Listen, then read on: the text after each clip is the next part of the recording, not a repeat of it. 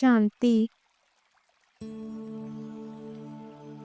Spark audio book सहज पुरुषार्थ part 18। हर बात में बाप की श्रीमत प्रमाण जी हजूर करते रहो। बच्चों का जी हजूर करना और बाप का बच्चों के आगे हाजिर हजूर होना। जब हजूर हाजिर हो गया तो किसी भी बात की कमी नहीं रहेगी, सदा संपन्न हो जाएंगे। दाता और भाग्य विधाता दोनों की प्राप्तियों के भाग्य का सितारा मस्तक पर चमकने लगेगा। अव्यक्त वाणी 19 नवंबर 89। वरदाता देने में नंबरवार नहीं देते हैं, क्योंकि वरदाता के पास अखुट वरदान है। जो जितना लेना चाहे खुला भंडार है। ऐसे खुले भंडार से कई बच्चे सर्व वरदानों से संपन्न बनते हैं और कोई बच्चे यथाशक्ति तथा संपन्न बनते हैं। सबसे ज़्यादा झोली भरकर देने में भोलानाथ वरदाता रूप ही है। पहले भी सुनाया है, दाता, भाग्य विधाता और वरदाता। तीनों में से वरदाता रूप से भोले भगवान कहा जाता है, क्योंकि वरदाता बहुत जल्दी राज़ी हो जाते हैं। सिर्फ राज़ी करने की विधि जान जाते हो तो सिद्धि अर्थात वरदानों की झोली से संपन्न रहना बहुत सहज है। सबसे सहज विधि वरदाता को राज़ी करने की जानते हो। उनको सबसे प्रिय कौन लगता है? उनको एक शब्द सबसे प्रिय लगता। जो बच्चे एक व्रता आदि से अब तक हैं, वही वरदाता को अति प्रिय हैं। एक व्रता अर्थात सिर्फ पतिव्रता नहीं, सर्व संबंध से एक व्रता। संकल्प में भी स्वप्न में भी दूजा व्रता ना हो। एक व्रता अर्थात सदा वृत्ति में एक हो। दूसरा सदा मेरा तो एक, दूसरा ना कोई, यह पक्का व्रत लिया हुआ हो। तो वरदाता को एक शब्द प्यारा है, एक व्रता।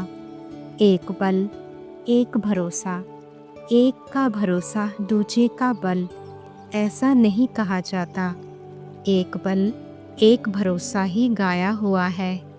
साथ साथ एक मत, ना मनमत ना परमत। एक रस, ना और कोई व्यक्ति ना वैभव का रस। ऐसे ही एकता, एकांत प्रिय, तो एक शब्द ही प्रिय हुआ ना। ऐसे और भी निकालना। बाप इतना भोला है जो एक में ही राज़ी हो जाता है। ऐसे भोलानाथ वरदाता को राज़ी करना क्या मुश्किल लगता है? सिर्फ एक का पाठ पक्का करो, 5-7 में जाने की ज़रूरत नहीं है। वरदाता को राज़ी करने वाले अमृत वेले से रात तक हर दिनचर्या के कर्म में वरदानों से ही पलते हैं, चलते हैं और उड़ते हैं। ऐसे वरदानी आत्माओं को कभी कोई मुश्किल, चाहे मन से चाहे संबंध संपर्क से अनुभव नहीं होगी। हर संकल्प में, हर सेकंड, हर कर्म में, हर कदम में वरदाता और वरदान सदा समीप सम्मुख साकार रूप में अनुभव होगा। वह ऐसे अनुभव करेगा जैसे साकार में बात कर रहे हैं। उनको मेहनत अनुभव नहीं होगी। ऐसी वरदानी आत्मा को यह विशेष वरदान प्राप्त होता है, जो वह निराकार आकार को जैसे साकार अनुभव कर सकते हैं। ऐसे वरदानियों के आगे हजूर सदा हाजिर है। सुना, वरदाता को राज़ी करने की विधि और सिद्धि सेकंड में कर सकते हो।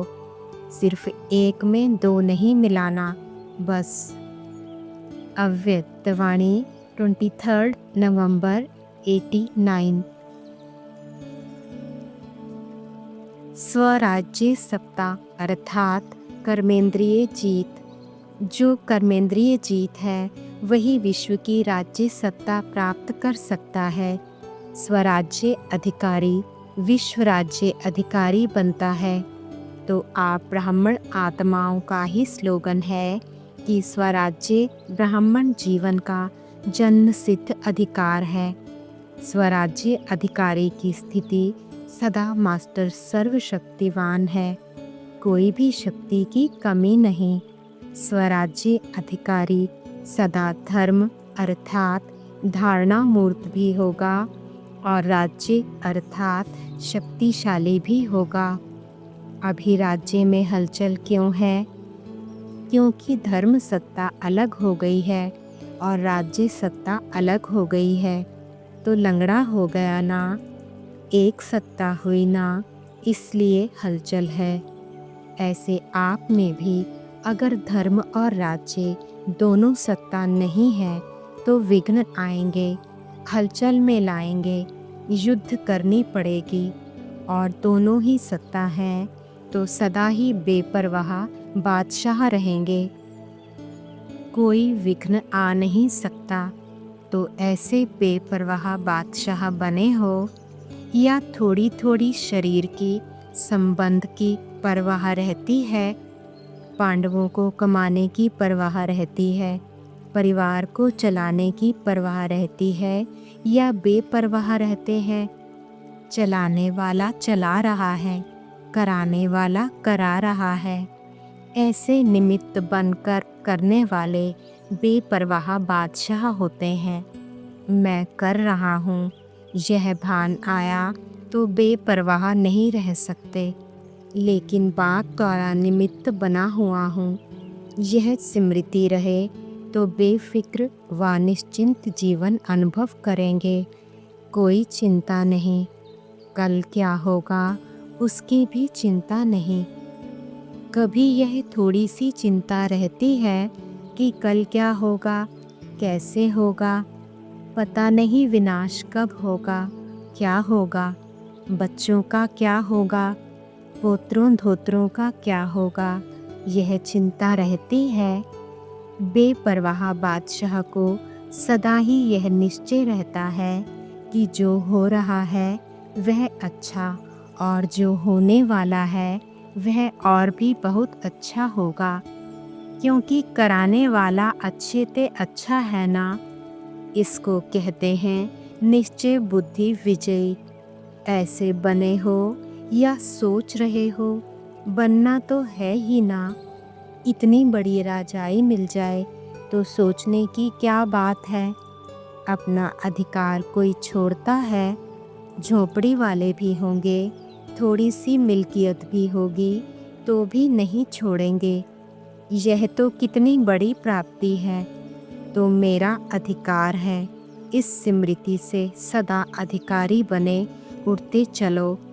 यही वरदान याद रखना कि स्वराज्य हमारा जन्म सिद्ध अधिकार है, मेहनत करके पाने वाले नहीं, अधिकार है। अच्छा। अव्यक्तवाणी 1 दिसंबर 89। प्रसन्न रहने के लिए सदा एक बात बुद्धि में रखो कि ड्रामा के नियम प्रमाण संगम युग पर हर एक ब्राह्मण आत्मा को कोई ना कोई विशेषता मिली हुई है। चाहे माला का लास्ट 16,000 वाला दाना हो, उसको भी कोई ना कोई विशेषता मिली हुई है। उनसे भी आगे चलो। 9 लाख जो गाए हुए हैं उनमें भी कोई ना कोई विशेषता मिली हुई है। अपनी विशेषता को पहले पहचानो। अभी तो 9 लाख तक पहुँचे ही नहीं हैं, तो ब्राह्मण जन्म के भाग्य की विशेषता को पहचानो। उसको पहचानो और कार्य में लगाओ। सिर्फ दूसरे की विशेषता को देख करके दिल शिकस्त व ईर्ष्या में नहीं आओ, लेकिन अपनी विशेषता को कार्य में लगाने से एक विशेषता फिर और विशेषताओं को लाएगी। एक के आगे बिंदी लगती जाएगी तो कितने हो जाएंगे? एक को एक बिंदी लगाओ तो 10 बन जाता, और दूसरी बिंदी लगाओ तो 100 बन जाएगा। तीसरी लगाओ तो यह हिसाब तो आता है ना। कार्य में लगाना अर्थात पढ़ना। दूसरों को नहीं देखो, अपनी विशेषता को कार्य में लगाओ। जैसे देखो, बाप दादा सदा भोली भंडारी भोली दादी का मिसाल देता है। महारथियों का नाम कभी आएगा, लेकिन इनका नाम आता है। जो विशेषता थी वह कार्य में लगाई, चाहे भंडारा ही संभालती है, लेकिन विशेषता को कार्य में लगाने से विशेष आत्माओं के मिसल गाई जाती है। सभी मधुबन का वर्णन करते तो दादियों की भी बातें सुनाएंगे, तो भोली की भी सुनाएंगे। भाषण तो नहीं करती, लेकिन विशेषता को कार्य में लगाने से स्वयं भी विशेष बन गई। दूसरे भी विशेष नज़र से देखते तो प्रसन्न रहने के लिए क्या करेंगे? विशेषता को कार्य में लगाओ तो वृद्धि हो जाएगी, और जब सर्व आ गया तो संपन्न हो जाएंगे। और प्रसन्नता का आधार है संपन्नता। जो स्व से प्रसन्न रहते वह औरों से भी प्रसन्न रहेंगे, सेवा से भी प्रसन्न रहेंगे। जो भी सेवा मिलेगी उसमें औरों को प्रसन्न कर सेवा में नंबर आगे ले लेंगे। सबसे बड़े से बड़ी सेवा आपकी प्रसन्न मूर्त करेगी। तो सुना, क्या चार्ट देखा? अच्छा, जो अकाल तख्त नशीन समझकर चलते हैं उनके लिए बाप का भी दिल तख्त है, क्योंकि आत्मा समझने से बाप ही याद आता है। फिर ना देह है, ना देह के संबंध हैं, ना पदार्थ हैं, एक बाप ही संसार है। इसलिए अकाल तख्त नशीन बाप के दिल तख्त नशीन भी बनते हैं। बाप के दिल में ऐसे बच्चे ही रहते हैं जो एक बाप दूसरा ना कोई है, तो डबल तख्त हो गया। जो सिकिलधे बच्चे होते हैं, प्यारे होते हैं, उन्हें सदा गोदी में बिठाएंगे, ऊपर बिठाएंगे, नीचे नहीं। तो बाप भी कहते हैं, तख्त पर बैठो, नीचे नहीं आओ। बाप ने बड़े सिक व प्रेम से आपको ढूंढा है। आपने ढूंढा लेकिन मिला नहीं, परिचय ही नहीं था तो मिले कैसे? लेकिन बाप ने आपको ढूंढा, इसलिए कहते हैं सिकी लधे। तो जिसको बाप ढूंढे वह कितने भाग्यवान होंगे। दुनिया वाले बाप को ढूंढ रहे हैं और आप मिलन मना रहे हो। कितने थोड़े हो। बहुतों का पाठ है ही नहीं, थोड़ों का पाठ है। इसलिए गाया हुआ है, कोटों में कोई।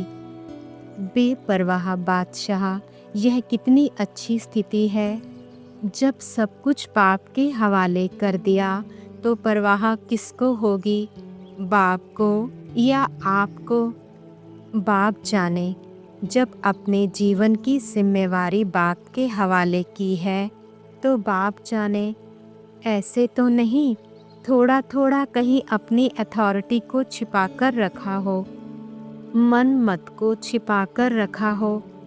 अगर श्रीमत पर हैं तो बाप के हवाले हैं। सच्ची दिल से बाप के हवाले सब कुछ कर दिया तो उसकी निशानी सदा डबल लाइट होंगे, कोई बोझ नहीं होगा। अगर किसी भी प्रकार का बोझ है तो इससे सिद्ध है कि बाप के हवाले नहीं किया।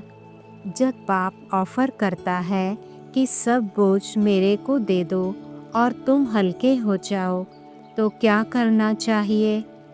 ऐसा सर्वेंट फिर नहीं मिलेगा। अनेक जन्म बोझ रखकर देख लिया, बोझ से क्या हुआ, नीचे ही होते गए। अब डबल लाइट बन उड़ते रहो। तन मन धन सब ट्रांसफर कर दो। कोई कहते हैं और कोई बोझ नहीं है, लेकिन थोड़ा थोड़ा संबंध का बोझ है। तो सर्व संबंध बाप से नहीं जोड़ा है, तब बोझ है। वायदा है सर्व संबंध एक बाप से, तो कोई बोझ नहीं। आराम से दाल रोटी खाओ और उड़ती कला में उड़ो। कहाँ भी रहते बाप को भोग लगाकर खाते हो, तो ब्रह्मा भोजन खाते हो। ब्रह्मा भोजन खाओ, खूब नाचो और मौज मनाओ। अभी मौज में नहीं रहेंगे तो कब रहेंगे? अच्छा, पुरुषार्थ में तीव्र गति का आधार क्या है? डबल लाइट बनना।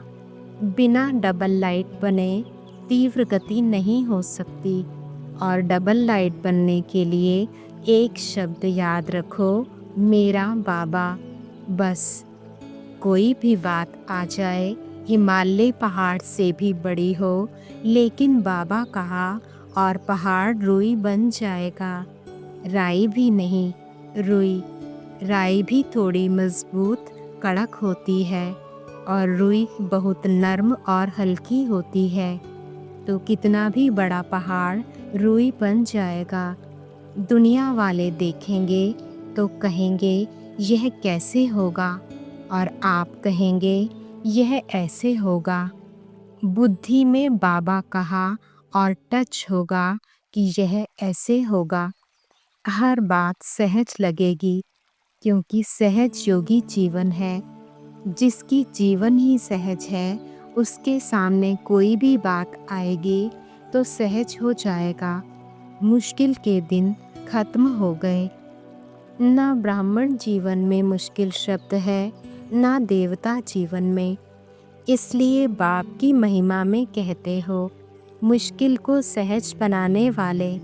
तो जो बाप की महिमा, वह आपकी भी महिमा है। अच्छा, अव्यक्तवाणी 5 दिसंबर 89। जो सदा बाप के दिल तख्त नशीन रहते हैं, वो सदा ही सेफ रहते हैं। सेफ्टी का स्थान दिल तख्त है, और जो भी सेफ्टी के स्थान बनाते हैं, उसे कोई भी पार कर सकता है। लेकिन बाप के दिल तख्त नशीन रहने वाली आत्मा को माया पार नहीं कर सकती। तो ऐसी सेफ्टी के स्थान पर स्थित रहते हो, या कभी सेफ्टी के स्थान से बाहर आ जाते हो? जब सेफ्टी का स्थान मिल गया तो सेफ रहना चाहिए। और ऐसा स्थान तो सारे कल्प में नहीं मिलना है, जहाँ आराम से खाओ पियो, मौज करो और सेफ रहो। ऐसी गारंटी और कोई दे नहीं सकता।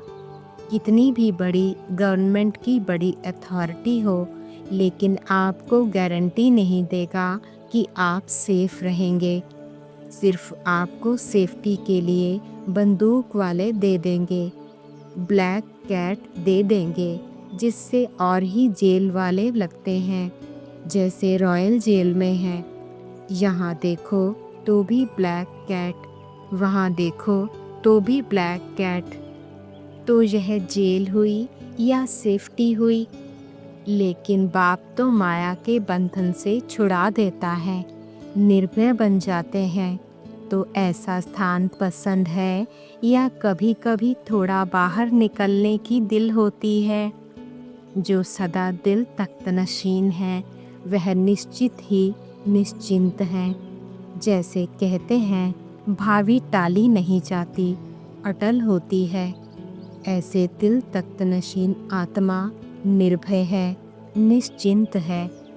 यह निश्चित है, अटल है। दिल तख्त पर माया आ नहीं सकती। थोड़ा आकर्षण करके बाहर निकालने की कोशिश ज़रूर करेगी, जैसे सीता के लिए दिखाते हैं। लकीर से बाहर पाँव निकाला, सकता ब्राह्मण आया, नहीं तो आ नहीं सकता। तो संकल्प भी बाहर निकलने का आया तो माया आ जाएगी। अगर दिल तख्त पर हो तो आ नहीं सकती।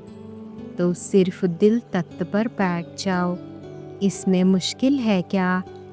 ऐसे कई होते हैं जिनकी आदत होती है उठने बैठने घूमने की, बैठ नहीं सकते।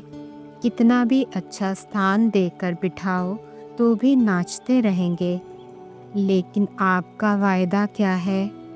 जहाँ बिठाओ, जो खिलाओ, जो पहनाओ, जो कराओ, वह करेंगे। यह वायदा पक्का है ना? या थोड़ा अपनी मर्जी से करेंगे? बाकी बाप को तो कोई हर्जा नहीं, लेकिन मेहनत आपको ही करनी पड़ेगी। बाप को बच्चों की मेहनत नहीं अच्छी लगती। मेहनत करके तो थक गए, अभी भी मेहनत करो, यह अच्छा नहीं लगता। इसलिए दिल तख्त नशीन बनो, इसी नशे में रहो। ज्ञानी योगी आत्मा की निशानी संतुष्टता है। जहाँ संतुष्टता है वहाँ सर्व गुण और सर्व शक्तियाँ हैं। कोई भी गुण व शक्ति की अप्राप्ति होगी तो अप्राप्ति की निशानी असंतुष्टता है और प्राप्तियों की निशानी संतुष्टता है। संतुष्ट आत्मा ड्रामा के हर दृश्य को देख वह ड्रामा वह कहेगी, और जो सदा संतुष्ट नहीं वह कभी तो वाह वाह कहेगी, कभी कहेगी हाय यह क्या हो गया, होना नहीं चाहिए था लेकिन हो गया। तो संतुष्टता एक खान है, अखंड खान है, खत्म होने वाली नहीं।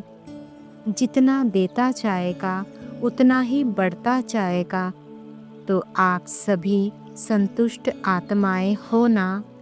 मरजीवा बने ही हो संतुष्ट रहने के लिए। इच्छा मात्रम अविद्या। यह गायन किसका है? देवताओं का या ब्राह्मणों का? देवताई जीवन में तो इच्छा व ना इच्छा का सवाल ही नहीं। यहाँ नॉलेज है इच्छा क्या है और निरिच्छा क्या है। तो नॉलेज होते इच्छा मात्रम अविद्या होना, इसी को ही ब्राह्मण जीवन कहा जाता है। किस चीज़ की इच्छा है?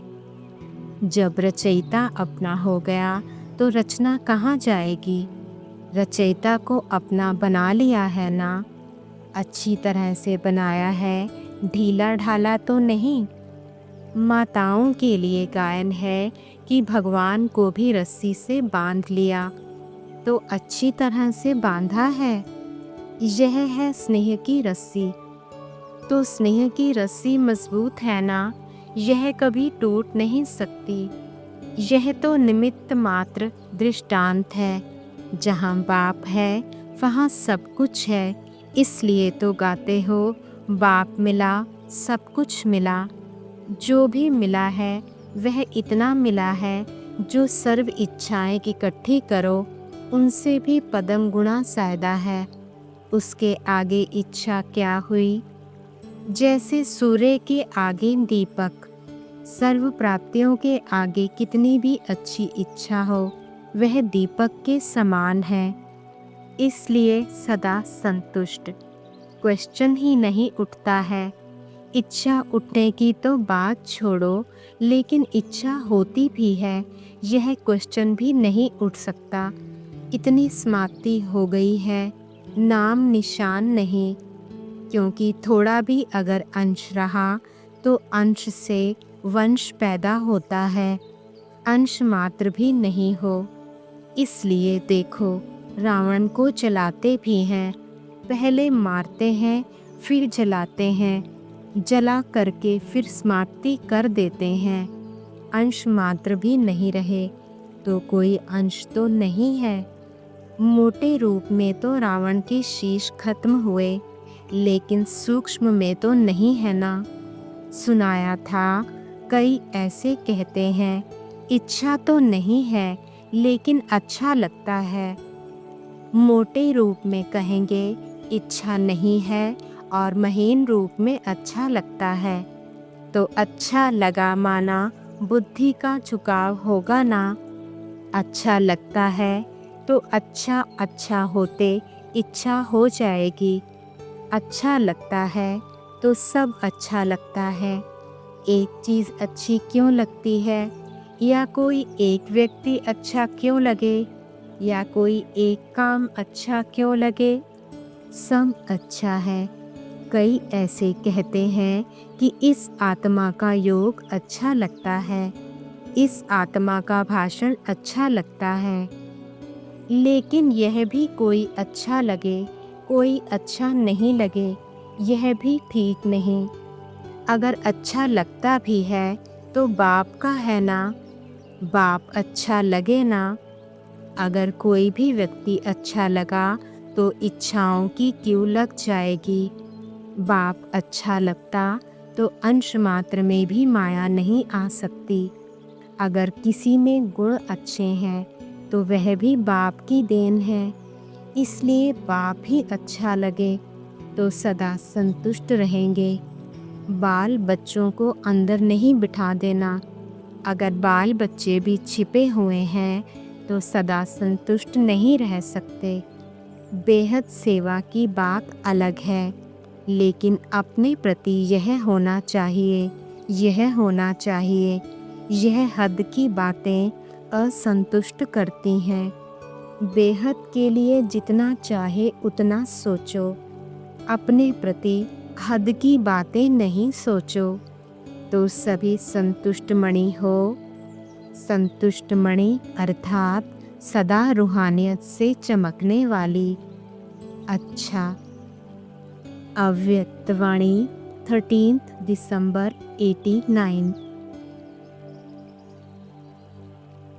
बाप को बच्चों की कमी सदा कमाल के रूप में परिवर्तन करने का सदा शुभ संकल्प रहता है।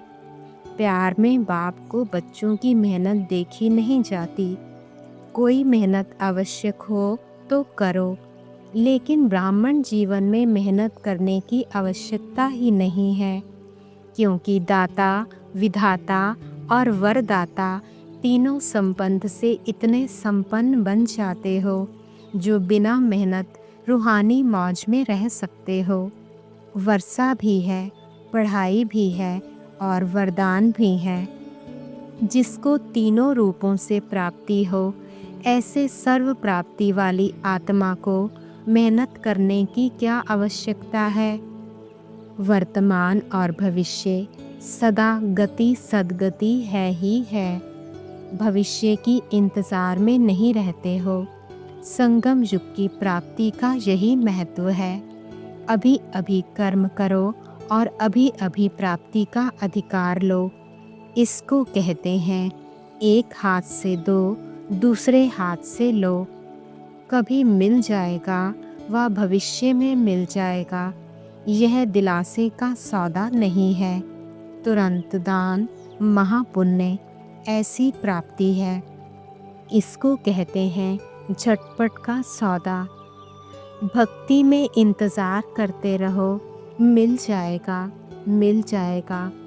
भक्ति में है कभी और बाप कहते हैं अभी लो। आदि स्थापना में भी आपकी प्रसिद्धता थी कि यहाँ साक्षात्कार झटपट होता है, और होता भी था, तो आदि से झटपट का सौदा हुआ।